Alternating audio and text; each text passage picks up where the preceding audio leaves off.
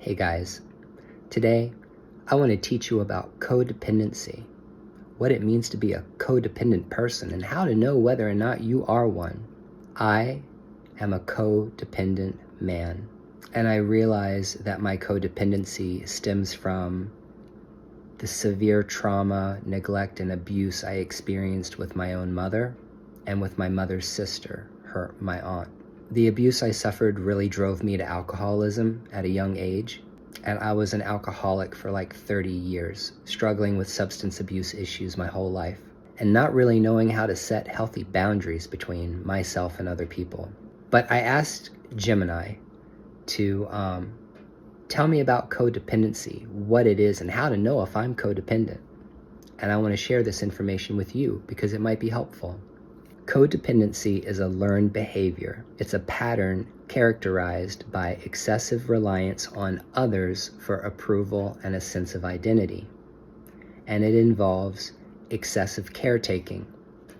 Codependent individuals frequently prioritize the needs of others above their own, sometimes to the point of neglect. They may feel compelled to rescue and fix other people. They have low self-esteem. A core component of codependency is a lack of self-worth. Individuals may seek validation and a sense of purpose through their relationship with others. Difficulty setting boundaries. Codependents struggle to establish and maintain healthy boundaries. They may have trouble saying no and may tolerate inappropriate or harmful behavior. Control issues. Often there is an underlying need to control others' behaviors or feelings, and this control is an attempt to feel safe. People-pleasing, a strong desire to gain approval from others and avoid disapproval.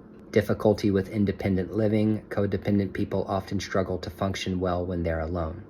Here are some things to consider. Codependency can occur in various relationships, including romantic partnerships, family dynamics, and friendships. It often is rooted in past experiences, such as growing up in dysfunctional families. It can lead to unhealthy and unbalanced relationships. If you believe you or someone you know may be struggling with codependency, seek professional help from a therapist or counselor. I fulfill all of those requirements for being a codependent person, which is why the situation that most recently happened in my life with this woman coming in and like hijacking my entire life happened. And it hasn't just happened to me once. I got sober in 2016. Next year, I will have been sober a decade. And there are so many negative behavioral patterns that I've had to work through and confront in the past decade that I can't even tell you all of the ones, all of the shit that I've experienced in my healing journey. But what I realized after my most recent experience dealing with this psychotic, crazy bitch that somehow managed to maneuver themselves and manipulate me and gaslight me into actually entering my home, this is exactly why that situation happened. Because I've got poor boundaries and I don't have the ability to say no to someone. I will say yes when somebody makes a request of me, even if I know it's going to harm me financially, physically even. But the thing that hits home the most is the codependent individuals frequently prioritize the needs of others above their own, sometimes to the point of self-neglect. And that's something that I worry about. I worry about it in my daughter. I care about my daughter, and I love her very much. And I'm afraid that in some way, shape, or form, what's wrong with me might have gotten transferred over to her genetically. You know, they did scientific experiments.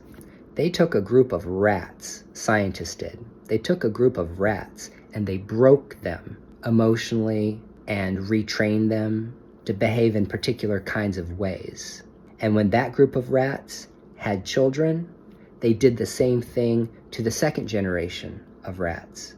And by the third generation of rats, the first generation and the second generation were so broken emotionally and behaviorally that they were literally training and teaching the third generation of mice to behave the same way. So there is something called intergenerational trauma that happens.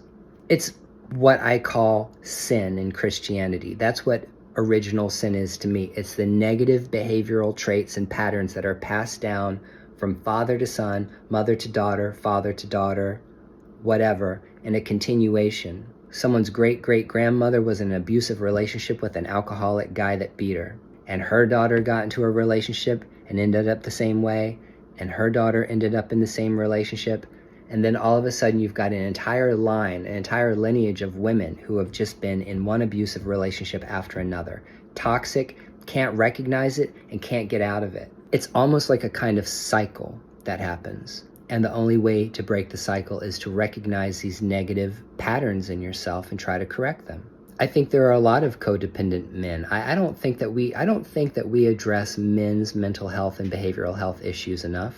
100% we don't. And when I think back, and I meditated last night about my situation right now, behaviors I've seen like in my kid, and thinking about my father, what I've really come to realize is that I think that my father was a codependent man. He was either incredibly codependent and couldn't leave my mother because he felt sorry for her, which is no reason to stay in a relationship, or he really was forced to by the religion and he just sucked it up and dealt with it. I feel so sorry for my father that he had to have the life he had with my mother. So I've tried to help people, I've tried to rescue people, I've tried to fix their problems. I've dealt with a lot of self-worth issues and low self-esteem, which is funny because people sometimes with low self-esteem project themselves as being these, extroverts, very confident. I might appear to be very confident. I'm confident in my knowledge because I know what I know and I know that I'm right about what I know. But when it comes to people's perceptions of me, I am very, very fragile. And the thing about codependent men like me is we will get into a relationship with a female that's a psychopath. And then when you absolutely can't tolerate the behavior from the person anymore and the abuse, and you leave, you are made to be the bad person. You are made to be the bad guy. And it's because this person is mentally ill and they're rejected in some kind of way, and now they have to save face.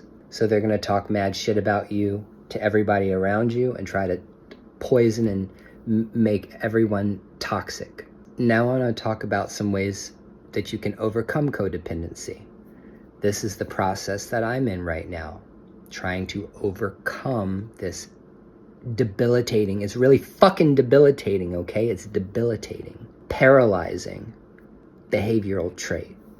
Overcoming codependency is a process that requires self-awareness, commitment, and often professional support. Here's some strategies. Recognizing and acknowledging the issue. Self-reflection. Begin by honestly examining your relationship patterns. Do you consistently prioritize others' needs over your own? Do you struggle with setting boundaries? That's enough. If you recognize those traits in yourself, you've got to address it. Journaling can be a valuable tool for exploring your thoughts and feelings. Explore potential origins of your codependent tendencies. This may involve looking into your childhood experiences and family dynamics. But like I said before, it also has to do with like the genetic imprint from your parents onto you. Build self-esteem and self-worth. Focus on self-care. Engage in activities that bring you joy and fulfillment. Prioritize your physical and emotional well-being. Challenge negative self-talk. Identify and replace negative thoughts with positive affirmations. Recognize your strengths and accomplishments. Find hobbies and activities that you enjoy doing alone. Learn to say no. Practice asserting your needs and limits. Understand that it's okay to decline requests that compromise your well-being, or anything you just don't want to fucking do. Clearly identify what behaviors are acceptable and unacceptable to you. Define your boundaries. Communicate your boundaries assertively and consistently. Don't let somebody wear you down and wear you out, or allow somebody in your life to continue to overstep boundaries with you once you've put a boundary there. As an example, men that want anal sex from their girlfriends. I've heard women talk about their boyfriend continuing to push them and push them and push them into trying to give them some ass. That is a guy that you need to fucking ditch immediately. Because if you set a sexual boundary with someone and say, this is what I do sexually and this is what I don't do, once you tell that person, I don't perform a certain sexual act, that's it. that's the end of the conversation. Period. That means that person should never bring that subject up again until you do or decide that you want to try something new. So sex has a lot to do with this, especially in relationship dynamics, romantic relationships, and friends with benefits. Develop healthy communication skills. Learn to express your needs and feelings directly and respectfully. Always speak from the first person.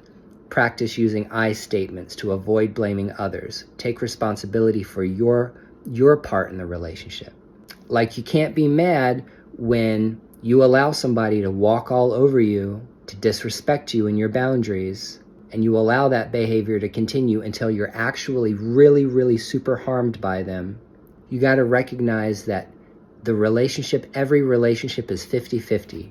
This person brings 50% to the relationship, you bring 50% to the relationship. So you are half the problem of all of your relationships.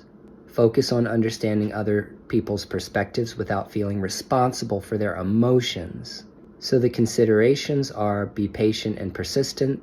Overcoming codependency takes time and effort. Be patient with yourself and celebrate your progress. Self-compassion. Treat yourself with kindness and understanding, recognizing that setbacks are a normal part of the process. Focus on interdependence. The goal is not to become completely independent, but to develop healthy, interdependent relationships. By taking these steps, you can break free from codependent patterns and build healthier, more fulfilling relationships. So if you're codependent like me,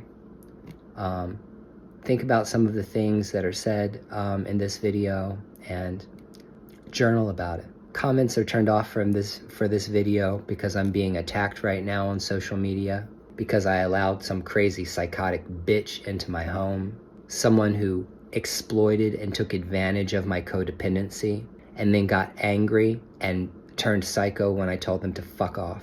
So I hope you enjoyed this video, and yeah, I'll talk to you later. Okay, bye.